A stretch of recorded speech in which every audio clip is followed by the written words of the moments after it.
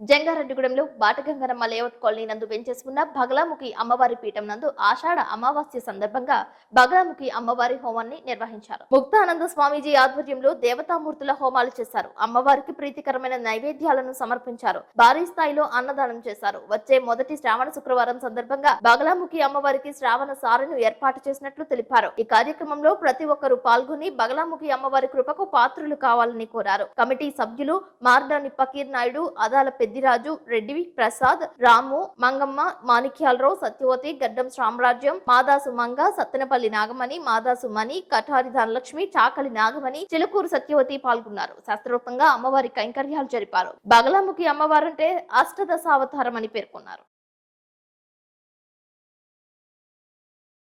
కార్యక్రమాన్ని మా కమిటీ వారు, అలాగే మా శ్రీవారి సేవకులు, అలాగే కాంతారావు గారు, అలాగే మా ఈ బగలాముఖి అమ్మవారు శక్తిపీఠానికి ఆస్థాన సిద్ధాంతమైనటువంటి కొప్పుశెట్టి నాగమణిరావు గారు అండ్ బాబ్జీ గారు, వారి టీం అంతా కూడా ఇప్పుడు కూడా నిరంతరము ఈ ఆశ్రమం ఉన్నంత వరకు కూడా వారే కైంకర్యాలను కూడా అమ్మవారికి చేస్తూ ఉంటారు.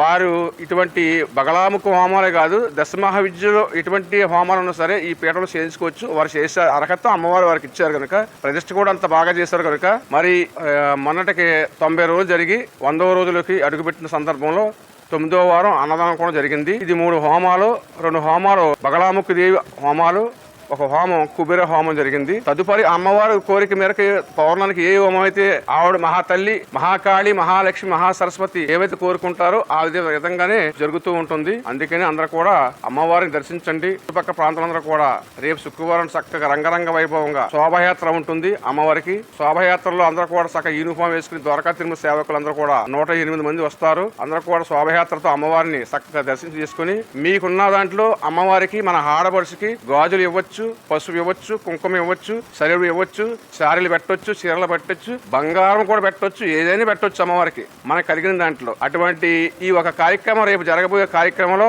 అందరూ మీడియా అందరూ కూడా వస్తారు. ప్రతి ఒక్కరు కూడా ఈ ఒక కార్యక్రమం పాల్గొండి. ఈ రేసుల గుట్ట పైన బగలాముఖి అమ్మవారు ఇటువంటి కార్యక్రమాలు ఎన్నెన్నో జరిపించాలని, అమ్మవారిని ఎవరైతే దర్శించుకున్నారో వారి కోరికలు శీఘ్రమే ప్రాప్తిరస్తు, ఆయురారోగ్య ప్రాప్తిరస్తు అన్ని కూడా అమ్మవారు వారందరూ కూడా కాశీ కాపాడి, ఇక్కడ సేవ చేసుకున్నటువంటి అందరూ కూడా కాశీ కాపాడి వారికి ఉన్నటువంటి బాధలను అన్నిటి కూడా, వారి పిల్ల పాపలను అన్నిటి కూడా క్షేమము, స్థైర్యము, ధైర్యము, అభయము, ఆయురారోగ్యం ఇచ్చి ఆదిలక్ష్మిగా, ధనలక్ష్మిగా, బంగారలక్ష్మిగా, భాగ్యలక్ష్మిగా, అష్టలక్ష్ములు అన్ని కూడా కరుణించేటి కనకదుర్గ అమ్మవారిలాగా అందరిని ఆశీర్వదించి చక్కగా కాశీ కాపాడి మరింత సేవ చేయాలని, 10 మందికి సేవ చేయాలని, అలాగే ఇక్కడ చేయించుకున్న కాంతారావు కూడా ఇక్కడ ఎప్పుడు నిత్యం అన్నదానం కూడా జరిపించాలని, అమ్మవారి కోరి మేరకు ఇక్కడ 10 మందిని పోషించాలని, వారికి ఆ శక్తిని బగలాముఖి అమ్మవారు మహాకాళి, మహాలక్ష్మి, మహాసరస్వతి అనేటువంటి ఆ శక్తిని ఈ రోజున మేము మళ్ళీ వారికి ఇచ్చి మళ్ళీ పంపుతున్నాం కనుక వారి శీఘ్రమే ప్రాప్తిరస్తూ అమ్మవారి దగ్గరికి వచ్చి మరి దర్శించుకుంటారని మరి కోరి ప్రార్థిస్తున్నాం.